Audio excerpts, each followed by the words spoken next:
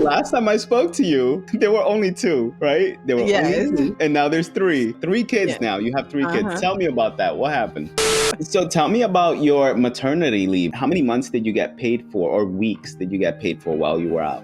And I have a lot of viewers who are single mothers or single income earners who ask me all the time, like, can I make it out there by myself with my kids? So, like, what do you have to say to like mothers that are in that position? I mean, it's hard, but it's doable. You may or you may not know this next guest, but I decided to bring her in today for an update, and she earns well over $100 an hour in two of her jobs in the Bay Area. She's also a single mother, and she has 3 children. And in this episode, we're going to find out how she's able to do all of this and have a net worth of over $800,000. For those people that don't know you, I want you to tell them your name is and what it is that you're doing right now for a living. So my name is Nasima McElroy. I'm a labor and delivery nurse of 13 years, 14 years in the San Francisco Bay Area. I became a nurse because, I thought I was going to find me a sugar daddy in Dubai, being a travel nurse, but ended up landing a job at one of the top paying hospitals in the world, starting a family, and am still a nurse in the Bay Area. Awesome. And I know last time that I spoke with you, you don't have to mention the hospital that you work in, but I know that this hospital that you do work in, because you posted it on Instagram, you guys recently secured a new contract, right? Mm-hmm. What percentage of an increase, how much of a percentage of an increase did you guys get on this Off contract? the top of my head, it's like a 20, I think we got it like 23% increase. So we're getting a retro check from the time that our contract expired. It was supposed to be in July of last year, but we did a strike notice. So they used some of our money to strike nurses. So we get a retro check from September until May 24th, actually next week. And then we'll get like that increase. It's a stepwise increase. So I think it's like 15% first, and then some percentages over the next couple of years through our contract ends. And I think our contract is like a 4-year contract. Wait, you said 15% first? I think 15 or 18%. Like that is like what the retro pay is going to make up. And then it goes up stepwise. I forgot how it works because I forgot all about it now. Yeah. So how much are you making before that raise goes into place? So right now, I think my base is 104, and that doesn't include my weekend differential or my charge nurse pay, which I usually work the weekends there for my kids. And then I'm typically a charge nurse 1 to 2 shifts a week, and that bumps it up to closer to 110 an hour. So where do you That's currently staff, full staff, Yeah. not per diem. This is a staff, fully benefited. Yeah. You got to clarify that, right? Because every Yes, I single do. time. Everybody thinks I'm a travel nurse. Like that's the assumption, because like in order to make money, you have to be a travel nurse. Like that's the thing people always go to. But no, I am a staff nurse. I do work nights, so my rate is a little bit higher, but I prefer to work nights because I just don't want to, not because of the rates. I just don't like day shift. So yeah, I always have to clarify that. And I get pretty good benefits. That's with a full PPO. And like for my health insurance, for example, I pay like $30 a pay period for a family of 4. So Wow. And at this job, because of how it's classified, I have access to a 403B and a 457. So that's very important for California high income earners to be able to maximize your tax deductions. Okay, you mentioned this in the last video, but I'd like to touch on that again. What is a 401k and a 403b for those people that don't know? Because people who are watching now probably didn't see that video. Yeah. So a 401k is going to be a company sponsored retirement plan. Most people have a 401k, especially if you work for a private organization. However, for teachers, for firefighters, and public employees, which my hospital falls under, it's a small township hospital. So we are classified the same as firefighters. And so we have what's called a 403b, which works similar to a 401k. And if you don't know, these things are named after tax codes. They're not like cleverly named at all. They're either named after a tax code or like a Roth, which is named after the person that sponsored the bill to put that in place, whatever. So that's why they're called this. But the 403b works essentially the same as a 401k. It just doesn't necessarily have the same protections. Like once you get down to it, like a lot of times teachers are taken advantage of because they don't have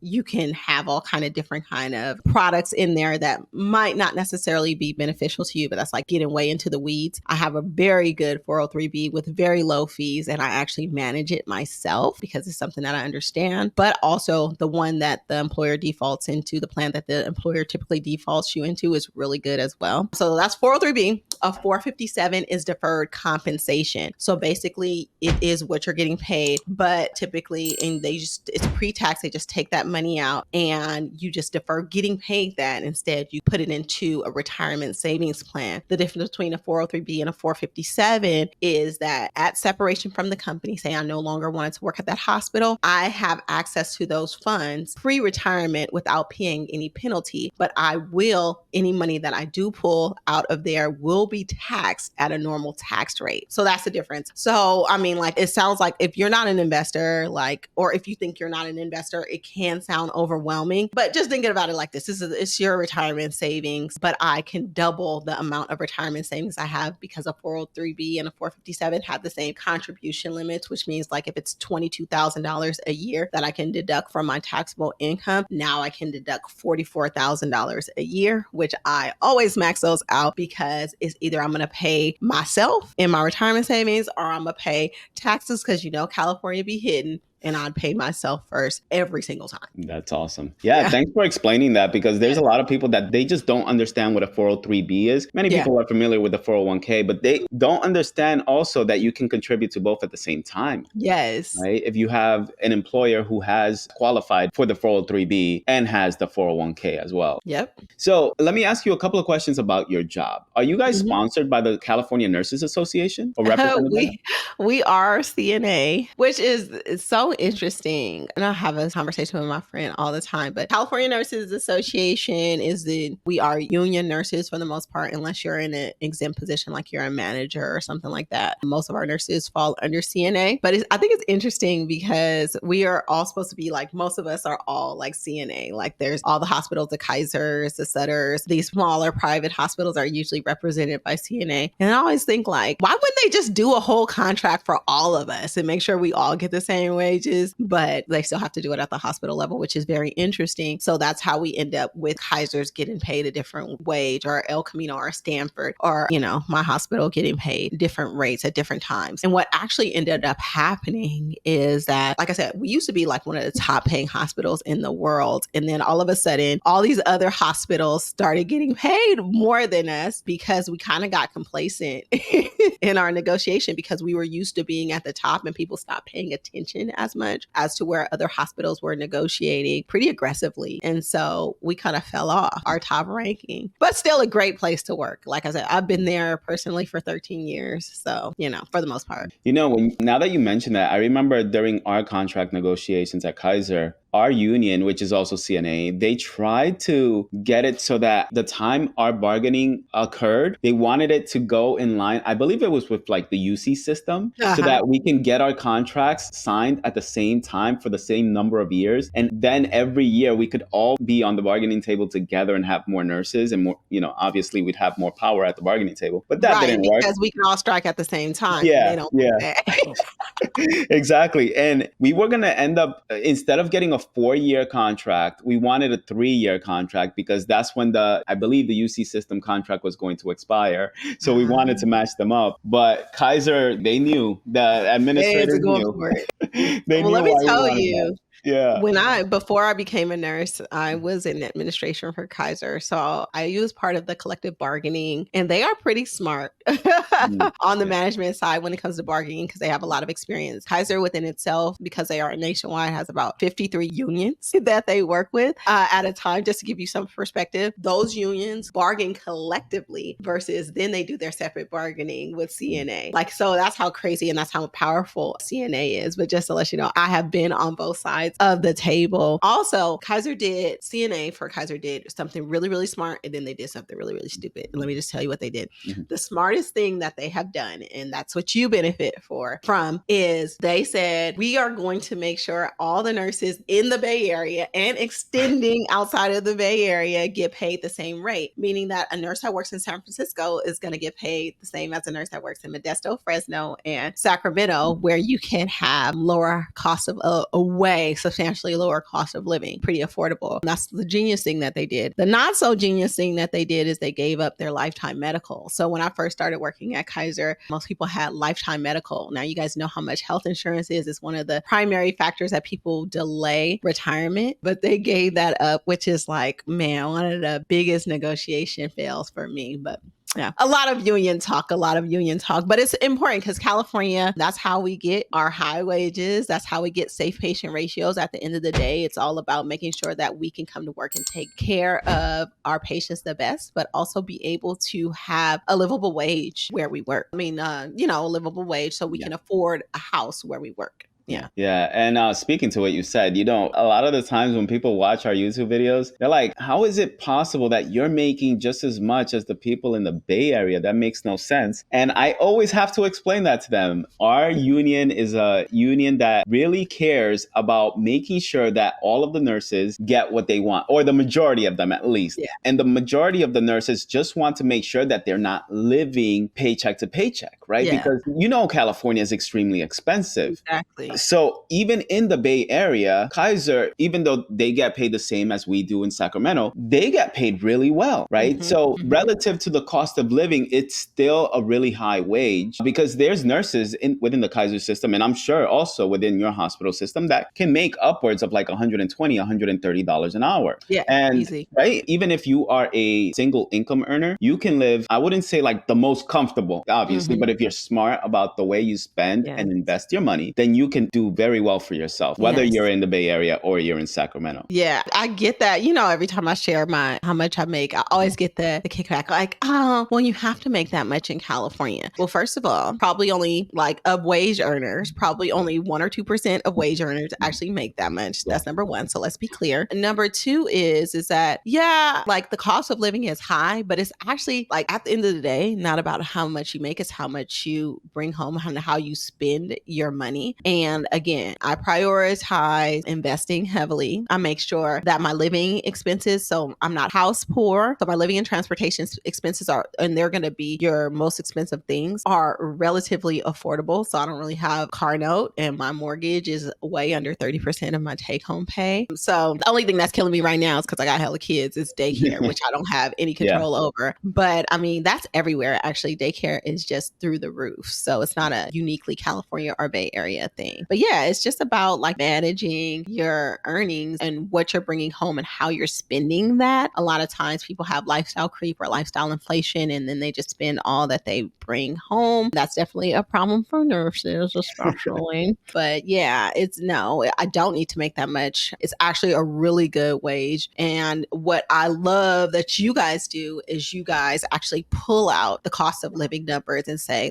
in comparison to anywhere else in the world, it's still really, really good. And where you guys live, continuously outranks all the other places in the world to live, all the other places in the country to live, as far as cost of living. So I always just send people to you guys' calculator because I'm like, you did all the work, Jason. I'm gonna give you your flowers because you got receipts for days. Okay, for people trying to come for you for that, because most people just don't know how to do basic math. Most people don't even understand personal finance. So I always kiki and giggle when people comment on my posts, and I know they don't know nothing about even what's in their bank account. So since we last spoke, in addition to that spreadsheet that I had about how you can filter the results of your potential income based on the number of hours you want to work, the position you want to work, whether it's day shift, evening shift, night shift, per diem, weekender, or even the number of years of experience that you have, all of these factors. In addition to that spreadsheet, I've also created a new one, and this one has been out now for over 6, maybe almost a year now. But that one basically takes all of the salaries for the nursing profession from the Bureau of Labor Statistics. Then what it does is it takes those median salaries and it puts it into a website called Smart Asset, smartasset.com. It puts that salary there, and then it tells you what your net income would be. So it puts that in a brand new column for every single city in the US, right, for nurses. And then what it does is it looks at every single city, goes on Zip Zillow and it looks for the median home price in every city, puts it in a new column. Then it takes the median home price, finds out the zip code for those cities, and gets a mortgage calculator to tell you how much your mortgage would be in those cities. So then it puts that in a new column. And then what it does is it takes your mortgage payment, subtracts it from your net income, and then it tells you how much money you have left over after your mortgage payments and your net income. I've added like the crime data for every one of those cities in the US, but I had somebody, because the first time I did that, I did it by myself. It took me almost a month just to get all of that data because it was like 600 cities that I had to do that for. But I ended up getting, because I know this could be easily automated, right? So I found a programmer to create a program for me that would just like scrape all of these websites and do all of that for me. And because he was able to do that for me, now I'm able to do it for any profession in the US. Wow. So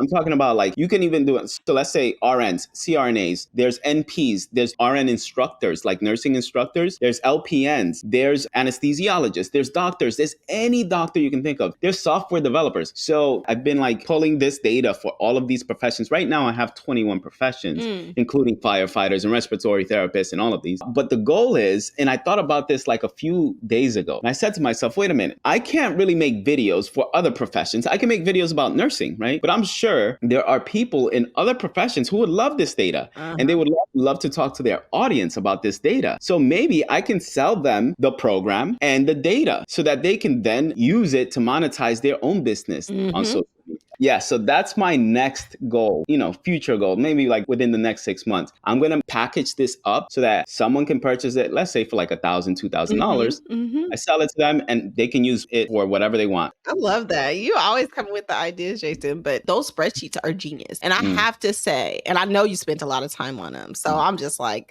just listen to Jason's data because he got the numbers, okay? He got the receipts. I can show you my pay stubs, but other than that, I'm not about to do that math. Even though I could and I do geek out on stuff like that, I just ain't got time. But I actually shared your sheet with CNA, our hospital CNA, in our negotiation process this time. So it is what helped us secure our raise. So again, thank you. Thank you. I was like, y'all better check these numbers and y'all better make sure we falling in line. Jason did all the work. Y'all better give him his money, pay for this, and then go ahead and use that in negotiation. And I believe they did. Yeah, that is so cool. Thank you for that.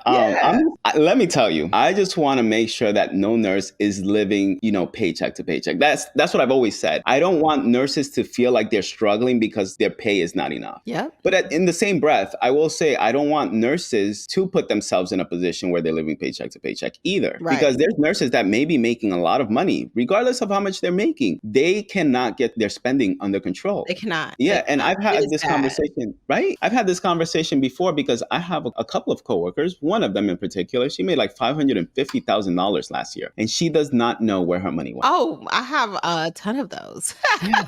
A ton of those. A lot of them taking care of family members. Like we have a lot of immigrant nurses that take care of a whole lot of other people. But it's like, I have a coworker, I love her to death, but her daughter is spoiled as hell. Like, don't work, keep on going to school, even though she's like 30, and keeps on applying for degrees and just keeps on getting cars that she crashes, like luxury cars that she crashes, luxury purses. And her mom is just like, here, like every time. And so that's where all her money goes for sure in international trips. But I'm just like, man, like I see people making extreme amount of money. And I can always look it up because our pay is on Transparency California. And I'm just like, girl, you made all this money this year with all that damn overtime. You ain't got no money. You better stop playing, okay? That is so funny. Wait, so now that you've gotten this contract secured, when you get a higher wage, an increase on your wages, do you also increase your contributions to your 401k and your 403bs? Mine is maxed out. So, yeah, unfortunately, I can't increase it. No, but I mean, the percentage that gets allocated towards that every pay period. Like for most people? So, some people allocate, let's say 10% or 15% or 18% of their paycheck towards it on a biweekly basis. I know it's maxed out now, but let's say your wage increases, next year is going to be higher than this year. right? Your wage. Because what I used to do was, like let's say this year I'm contributing 15%. And if I contribute 15%, I'll be maxed out, let's say by September. Yeah. But next year, if I get a 3% raise this year, I'll increase my 15% contribution to 16% next year. And I'll keep the other 2% for myself. You get what I'm saying? Yeah. Only because I want to get to the point of maxing out my contributions towards the 401k much faster than I would if I kept it the same every year. The thing is, you have to be careful with that because some employers only match month to month, right? Exactly. And I think my employer is one of those. So if you max out too early, you're going to miss out on the match on those last couple of months. So I got away from doing percentages unless I knew that I wasn't going to meet my match. Like I didn't max out like last year when I was pregnant, right? Because I needed all my money and I only worked 3 months out of the year, right? So I just do a number. Like I sit down and do the math and then like her pay period, how much do I need to contribute to meet the match? So yeah, I break it out that way so I don't miss out on any potential match. So you that's something that you kind of have to check on with your employer, like how they pay out the match. So mine matches month to month contributions. And you don't even see that match like in your checks. They match it in your account like April of the following year. I see. Because for us within the Kaiser system, they match 1.45% of your income for the year. So you can make $100,000, they'll match 1.45% of that, 100% of that. And if you make $500,000 for the year, they'll match 1.45% of that, right? So the more you work, the more they contribute towards the 401k. As long as you're contributing. And Kaiser actually does automatic contributions. And I think they are making it like a law to make everybody do automatic contributions now, because it used to be that you would be contributing to these accounts and then the funds would be sitting into a glorified like savings account and the money wasn't invested. But now I think as a standard, they put those investments into, I know Kaiser does it in a target date fund. So as soon as you start working for Kaiser, it's great because they use Vanguard and I'm a big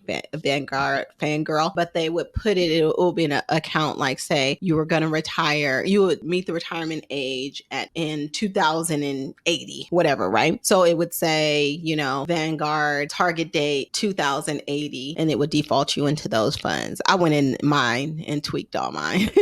Same here. Because did you know that, did I tell you this last time? That Kaiser has access to the equivalent to VTSAX, the total stock market index fund. And on average, outside to any investor, it's great that the fees for that fund is like 0.03%, where industry standard is 0.5%. But at Kaiser, access to that, it's called the Vanguard Total Stock Market Index Trust or something like that. You have access to that within Kaiser's retirement plan for 0.001%. So most of my money is in there, and then they have a matching bond fund. So the rest of it is in there. So that's how I changed my allocation. This is not investment advice. This is just what I did, by the way.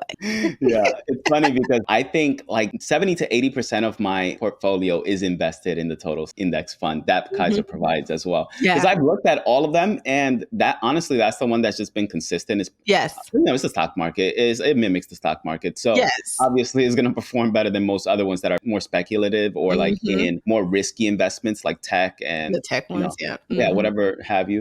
So I wanted to ask you one question, because I know within the Kaiser system, we have 8-hour shifts, right? So if you work after the 8th hour, you get paid time and a half. Oh my God, you guys that's have so nice. 8-hour shifts in your hospital system? Yeah, so we have a combination of 8s and 12s. If you do work an 8-hour shift, you do get the time and a half after for overtime. And then anything after 12 hours is double time. So some units are 8 hours, some units are 12 hours. And what they had to do, because they changed the way that we get paid. So when I first started working there, when you worked 12 hours, you would get paid at like 1.1%. So that even though you work 36 hours, you would get paid for 40 hours at the end of the week. So management got smart and was like, that is costing us a lot of money. They are getting paid for hours that they're not working. Like, we understand 12-hour shifts are supposed to be harder, but now everybody wants to work 12-hour shifts. So we are going to do away with that. So once they did away with that, they had to give people choices to just work 8 hours. And so our department became a split department, labor and delivery, I should say. And so it would be like some people will work 12s, some people will work 8s. But eventually over years, a couple of years, most people just, and you can still do that, but most people transition into 12s reluctantly, because what would happen is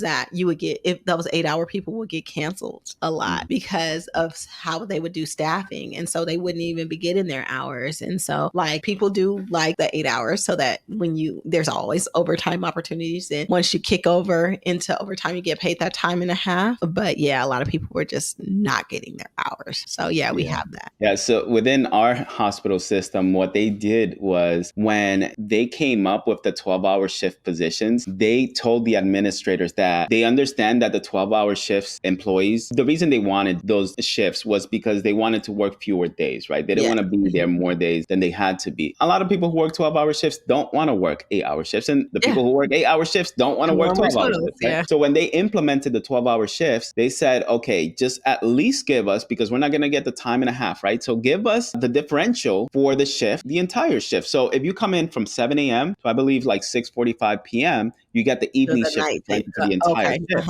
But if you work anytime from like 7 p.m. to like 6:45 a.m., you get the night shift differential. You know, like you work at any hospital, if you're coming in at like, let's say 7 p.m. to 7 a.m., you don't get a differential unless it's like after a certain hour, right? Yep. But within our system, you get it for the full 12 hours. Also, if you come in on overtime and you come in, let's say at 3 a.m., right? You just, let's say you were off the day before. You came in at 3 a.m. today and you work all the way till like 3 p.m. You get paid the night shift differential for the whole shift. Yes, that's so cool. Crazy. Yeah, that's how my hospital works too. Yeah, I love that.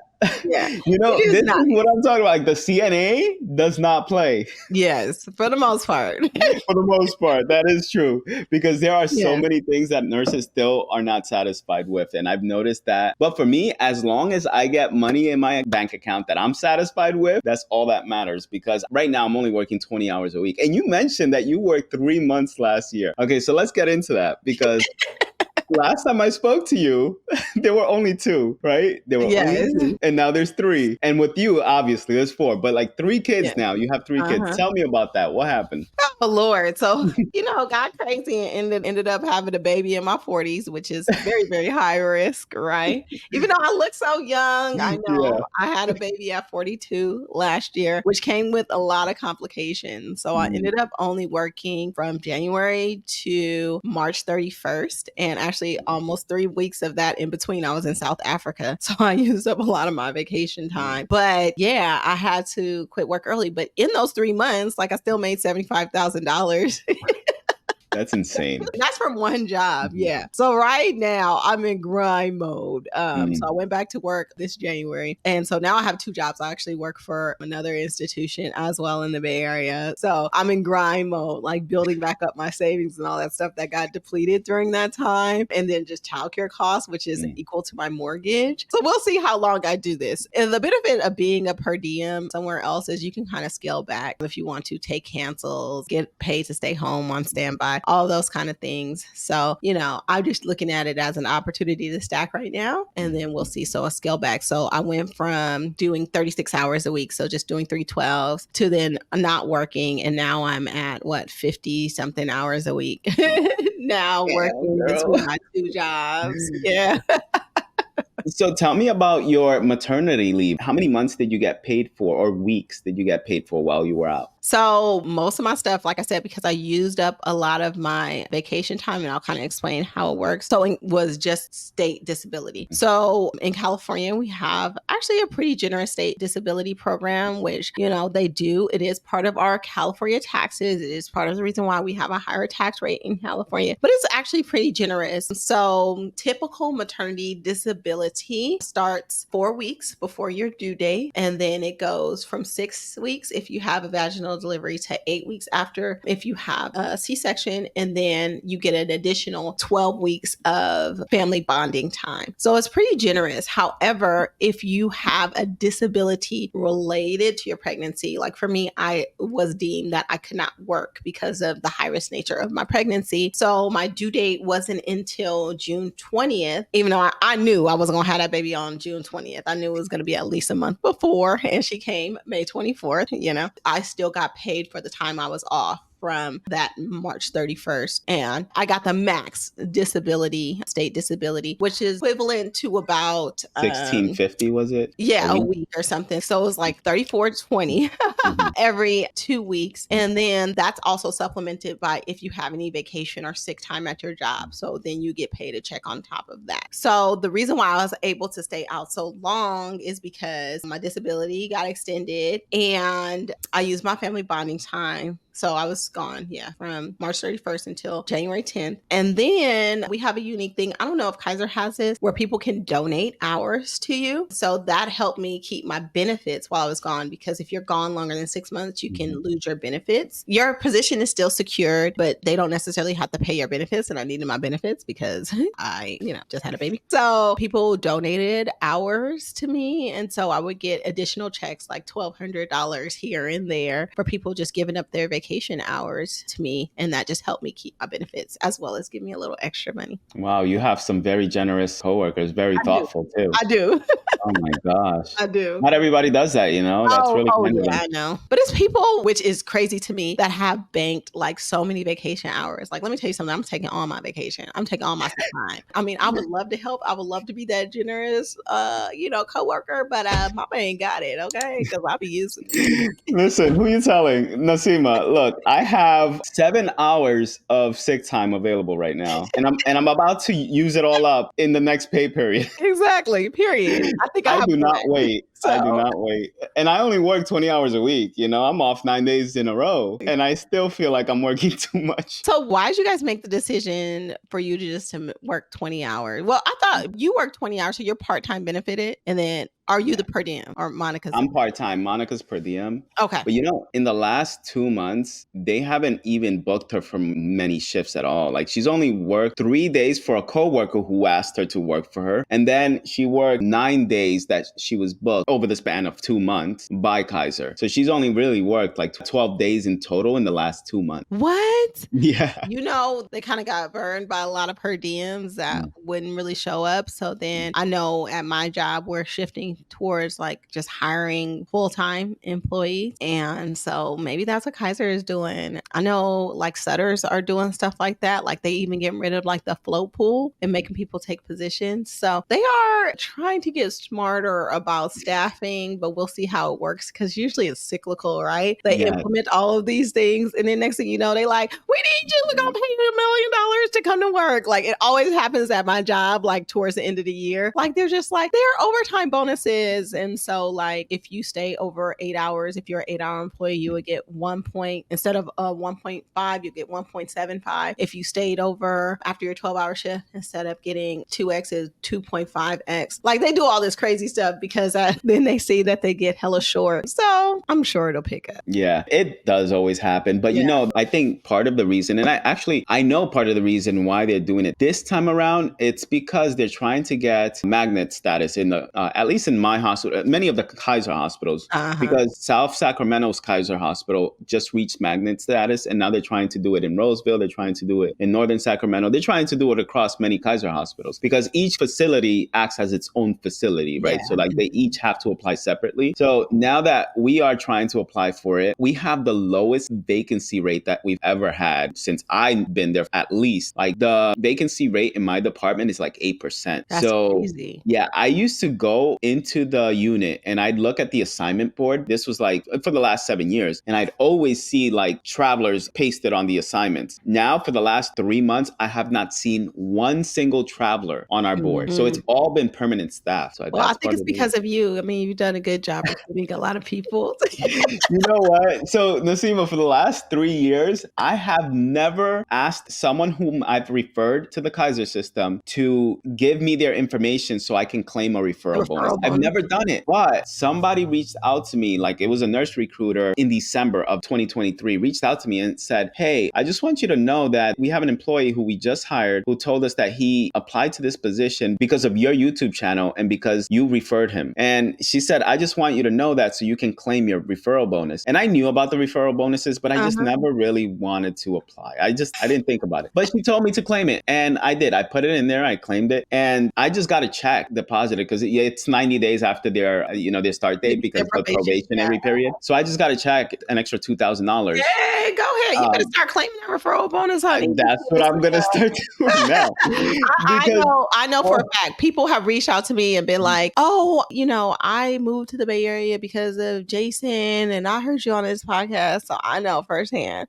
that you have encouraged a lot of people to move out here. And that's just if I refer someone to the med-surg unit. If I refer people to like OR, being that I'm only a part-time employee, I work less than full-time hours, I only get $3,000 if I refer them to an OR. If I were a full-time employee, I'd get $6,000. Wow, that's crazy. Yeah. Actually, I didn't even know Kaiser had that. Yes. And I mean, I've been telling my coworkers, I'm like, listen, you need to get on this. I don't know why you don't do it. And now I have techs in my department, like they're taking notes. They're like, okay, how do I do this? Who do I contact? What form do I have to fill out? I give them all the information. Honestly, I don't need it. Like, I don't need it, but it helps. It does help. And that's not my purpose. My purpose is just to get you into the Kaiser system. Because if I can improve your life somehow, then yes, I've accomplished my goal. That's what I want. I love that. I love that. No gatekeeping around here. Yeah. Like we are all about making sure that you win with your money, with your life. Like people do not like that for some reason. I know. Yeah, you're right. I get it all the time. There's people that tell me, oh, first of all, why are you always talking about money? That's what they're always saying. Welcome to my channel. It's about money. And the reality is that everybody does care about money. You cannot survive without it. Mm-hmm. And even like there's doctors that I work with that's always tell me, they watch our videos all the time. They're like, Jason, if I would have watched your videos before I got into medicine, I would have became a nurse. 100%. 100%. And it's because of the fact that we're so open about things like this. If we're more open with each other about things like this, it gives us more power. It allows us to guide ourselves in the right direction. Right now, it feels like, especially in nursing school, it feels like everybody's just going out of nursing school blindly. They're going to work, how much they're going to make, and what their financial future is going to look like because they don't learn that in nursing school. So I feel like me, you, all of us who are in this space, that's what we're trying to do. We're trying to educate nurses who didn't get that education in nursing school. Yeah, that's what it's about. It's about empowering people. Okay. Yeah. We talk about money a lot because money is a tool, right? We talk about money as a way to create your life by design, right? The life that you deserve to live. And a lot of people are just going through the motions in life and don't understand that they have more control over their life. And a lot of it is around making sure that their money is working for them. I like to say, like, understanding money, like if you live in life and you understand money, life is really, really easy. But if you don't understand money, life is really, really hard. And the people that are living easy are the ones that have understand money is ingrained in what they do, and they use it as a tool to get what they want. People that are struggling with money are people that refuse to get outside of their comfort zone and just try to understand how to make money work for them. So we trying to help y'all. We've tried to put y'all up on game. And a lot of times, actually, and I'll share this often, if I would just put my head down and be a nurse and make my money, I'd be a lot richer than, me trying to help y'all out there. Okay. Y'all think I make a lot of money on this influencer space. Okay. I really don't. I really put in a lot more money than I actually get out of it. But at the end of the day, anytime I get those messages, like you've helped me achieve X, Y, and Z, or I moved here because I saw, what you guys are doing and I want that for my family, that's what matters. So I really do this from the bottom of my heart. I share my income from the bottom of my heart because I want people to understand that they can win with money. I want people to understand what's possible for them and from somebody that looks like them, Absolutely. So. And this is why I like to have different guests on the show that just have different and unique experiences to share with our viewers, because I just had an interview yesterday with a guest that I previously had on our show. His name is Stephen Nguyen, and he is a pharmacist that currently has 52 rental units. Oh, wow. He used to have 80 and he ended up selling like 30 of them or so because it was a mobile home park that was just like ruining him. There were evictions, there were people damaging the properties. It was just like a money pit. And he ended up selling it for like $100,000 less than what he bought it for, something like that. He lost $100,000 on that deal. But last year, he was trying to buy a house, and he said because he technically on paper lost $100,000. He was having a hard time buying a house this year. His house is worth like $900,000. That's what it was appraised for, right? Mhm. He makes $260,000 a year. His fiance makes $180,000 a year, and they bring in about anywhere from $8,000 to $12,000 from the rental properties, only because he's paying his contractor like $5,000 a month, which should end this month, and he's going to be bringing in anywhere from like $13,000 to $17,000 a month from the rental property income. So in total, this guy is bringing in about $33,000 a month, and he couldn't qualify for a home. It's so ridiculous. Mortgage underwriting is a fucking scam. I'm sorry. Like, it is ridiculous. Especially, I mean, but this person has a typical W-2 on top of all of those things. So what is the problem? Yeah, I know. They wanted him to submit more paperwork than you would normally have to submit as a W-2 employee. But okay, so now that goes to my next question, because last time I spoke with you, you said you were renting out a room in your house. Are you still doing that? I'm not currently right now, because the room is occupied by the babysitter that takes care of my kids while I'm at work, since I work so much. But yeah, I typically decrease my housing expenses by renting a room, which is like around it decreases my mortgage substantially. But yeah, not currently, but probably I will in the next year or so once things kind of change. But yeah, I love to do that. But I do like Turo for my extra car, because I have a minivan. That thing is on Turo, so that basically pays for itself. I was thinking about getting a Cybertruck. Because like they're so novel, you know, and everybody wants one, and they're like going on Turo for like $700 a day.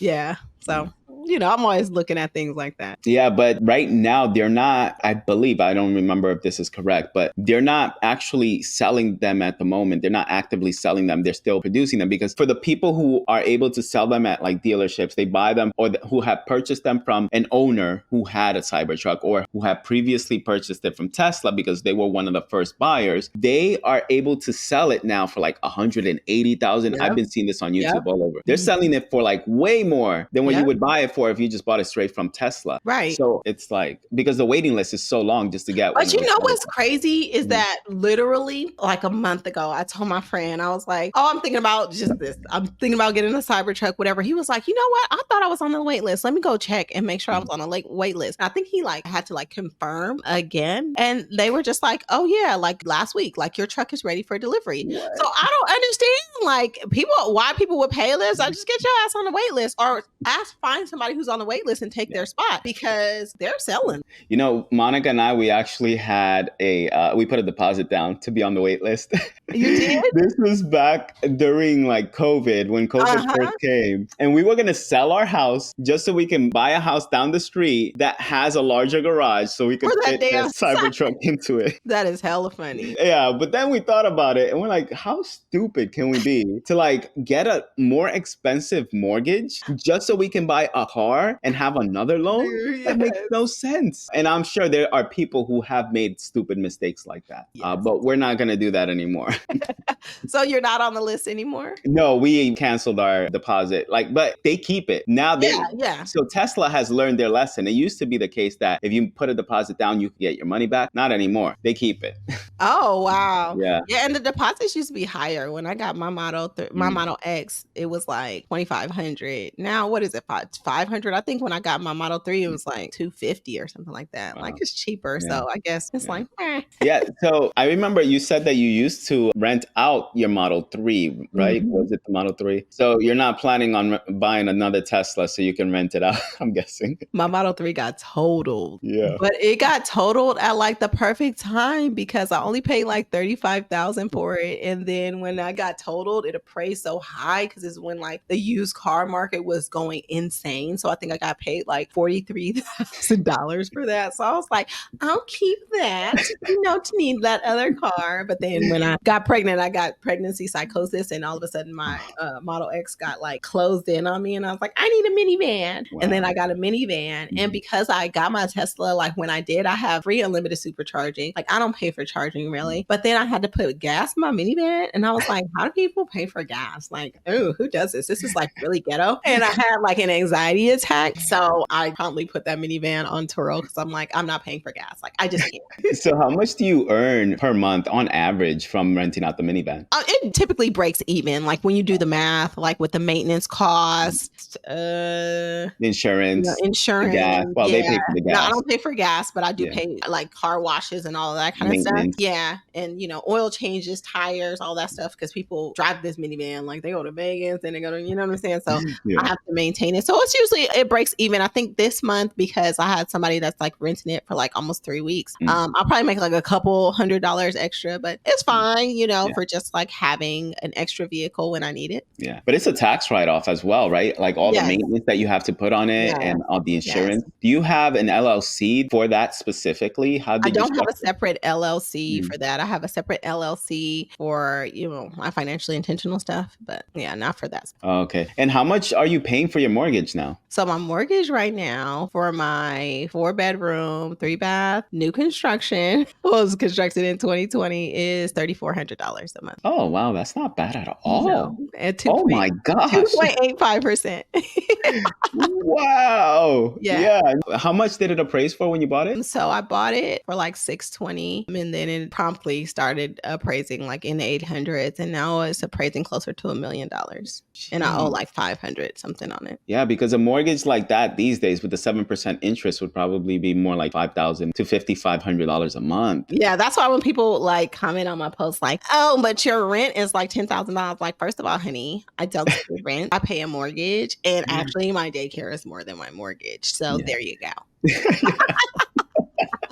Isn't that sad? That is It's so sad. It's so sad. But you know what? I pay it because I agree. But, to speak to what you just said, though, the fact that they mentioned, oh, yeah, you live in California, and you're making that much money, but you spend this much on mortgage, you spend this much on rent, you spend this much on taxes, et cetera, et cetera, et cetera. A lot of people also say, because we posted videos about this before, where we broke down what our monthly expenses are for owning our house, which include, like the property taxes, the homeowners insurance, the HOA, homeowners association dues, and the mortgage itself, like the loan balance. They said, well, yeah, it looks like you pay a lot less. It's probably because you got your house before when the interest rates were so low. And what we have said over and over is, okay, but if we were looking now, do you really believe we're going to spend the same amount on a house? No. We would buy a less expensive home. Yeah, you buy what you can afford, right? Exactly. You're gonna buy, but that's not what people do. And that's the whole thing, is like people want to argue with you about how much money you spent, and they don't even understand their basic personal finances. Like they don't even understand. And so I don't go back and forth with people because I'm just like, boo, you don't even know how much you spent on groceries last month.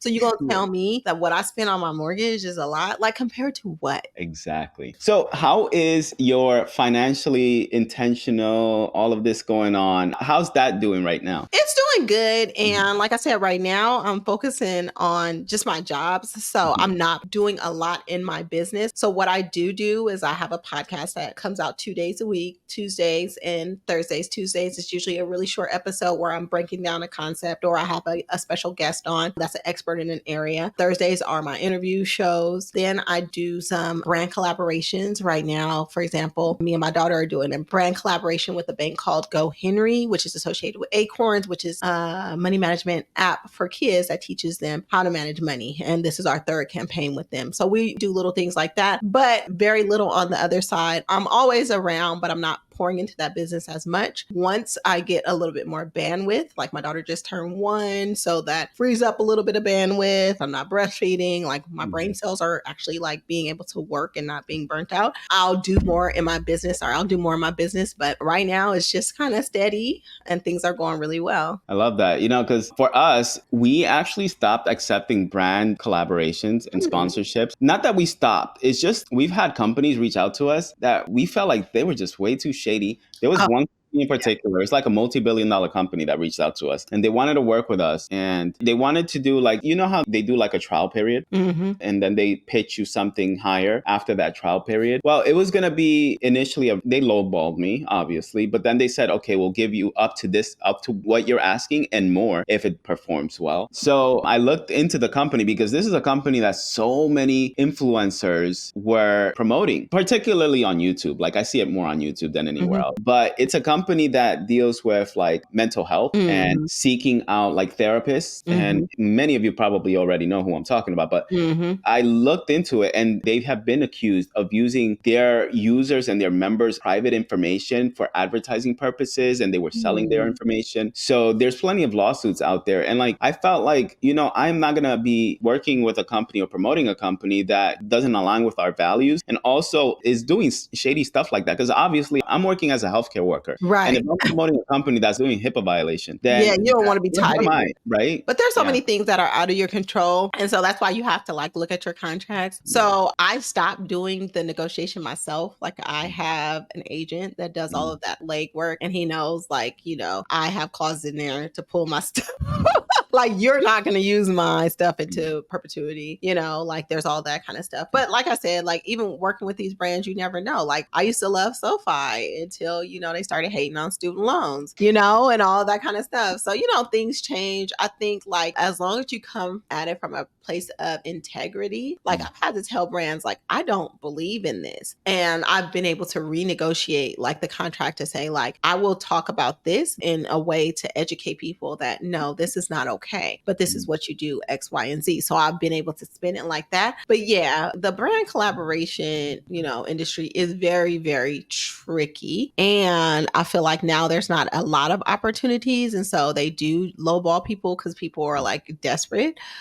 So they will find people that will do it for really cheap. And because I don't need to do it, I don't. So only do what I want to do. I know. Yeah, that's the thing. Like, we don't need to do it. That's why I haven't done it. Yeah. But I just want to show you. Let's see if I can share it with you, because last year, we started our YouTube channel, like 3 years ago now. And I remember when we first started it, and Monica was like, man, you're putting in so much work. You're putting in a lot of work. Yeah. But honestly, I would not be able to do this without Monica because she's so freaking supportive. She's the best. I love her. Yeah, I will. She just held on for as long as possible, and we're finally able to see the fruits of our labor. And I don't know if you can see it on the screen, but let me just. Oh yeah, I can see it. It's okay. Beautiful. So beautiful. So this is actually from this current year, right? This is this current year, but let me go back to the last year so you can see what it looked like then. Okay, the last 2 years. You, Jason. You always got receipts. You got receipts for everything, honey. Right.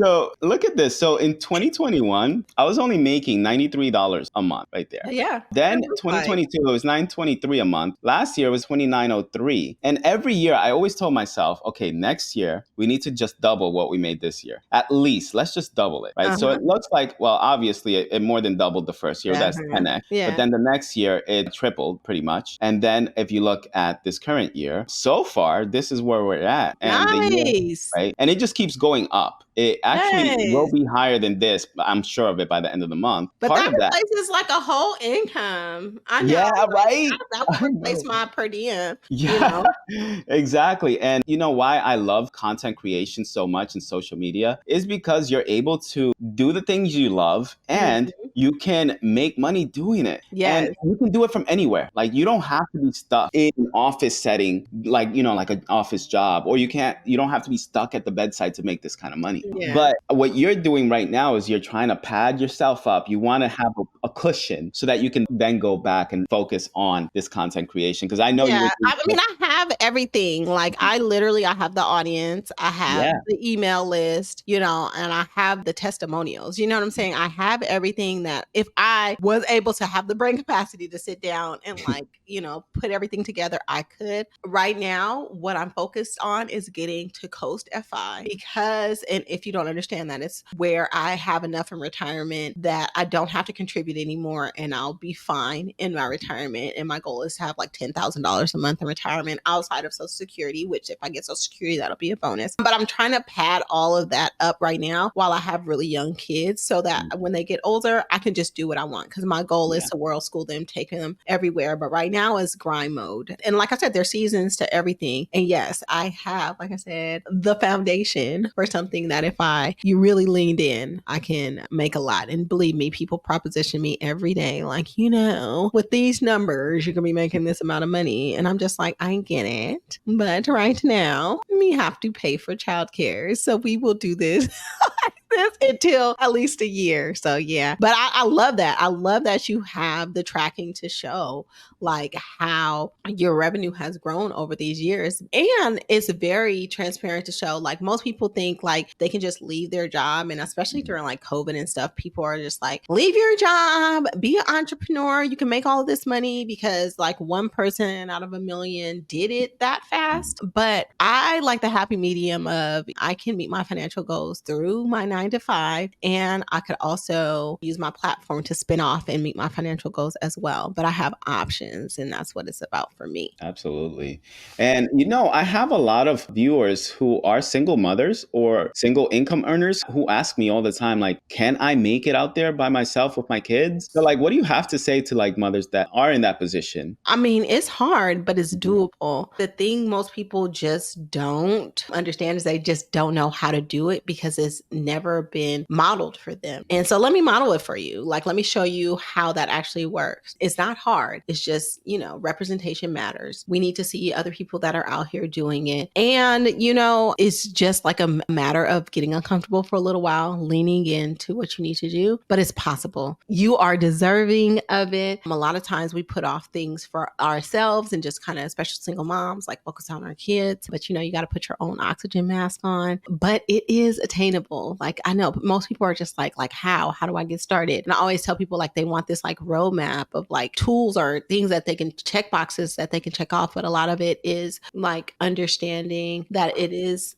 possible for you and changing your circle of influence. So let me be part of that circle of influence to show you what's possible. And so I do that by sharing my information. I do that by bringing people on my podcast that inspire me, that I hope that you follow and inspire. But yeah, it's possible. It's not just about budgeting and investing. It's really about making it doable for you in your mind so that, you can accomplish these things. So can you tell me what your schedule sort of looks like on a day-to-day basis? I know you said you have the podcast and the interviews like Tuesdays and Thursdays, but what does your weekly schedule look like with work and all of that? It's crazy because everyone's like, oh my God, you probably don't spend any time with your kids. You work so much. I do. Like I spend a lot of time with my kids, but I work usually Tuesday through Saturday is my work block schedule. I usually book my podcast interviews like in those Mondays, Tuesdays during the day. And then the rest of the time, I spend time with my kids. Like I drop them off to school in the morning. I pick them up. We go to the movies. We do dinner together. Like we do all of those kind of things. And then like I do my content creation when I want to. Like I'll do it. Usually you'll see me doing my content creation. Like a lot of it is in my car, in my scrubs. Like those are actually my videos I do the best. Like I am on my way to work and I've been working on an idea all day. And then I just film it on my drive because my car drives itself. And then I'm just sitting there like, let me just throw up a video real quick. It's not time consuming. Everybody's like, well, how do you do it? I mean, like one of the things about being a parent in general is you make it happen. Like it's hard to plan for what being a parent looks like, but being a single parent is a little bit more tricky. But I have to say, I'm a single mom, meaning that like I'm not married, but I am not single. Like I have a huge support network. I have a lot of people that help me out and my kids are good. So, and we do a lot. We travel. My daughter just turned 1. We turned up in Vegas. Like we had a good time. Like my daughter is only 1, but she's been to 2 different countries. She's been on at least 12 round trips on a plane. Like we hang out and we have a lot of fun. We have a good time. So I love that. Yeah. Awesome. So if any of my viewers want to reach out to you, where would they go? Well, they would just hit me up, Financially Intentional, or just Google Nasima, Financially Intentional. You'll find me. Yeah. All right. Before we go, though, I want you to tell me what your net worth is. Okay, so my net worth as of right now, and the reason why I say like I kind of beat myself up because I didn't invest as much because again, I only worked 3 months last year, but my net worth right now is sitting at $896,831. So I am like, even though I had some setbacks, I'm still rolling. I'm still very close to that millionaire status. Yes, and for the people who watch, like this is what's possible when you work hard, when you put in the work, regardless of whether you're a single income earner or a double income earner. If you want to put in the work, especially like Nasima does, you can get to that $1 million net worth status, right? Because you are so close. You're so close. So close. I feel like you're going to be there by the end of the year at this rate. I because hope the market's so. doing better now too. Oh yeah, the market is doing a lot better. So we'll see. Yeah. We'll see how Oh, congratulations on that. Yes. If you enjoyed this video and you want to see the first episode, then make sure you click on this video here.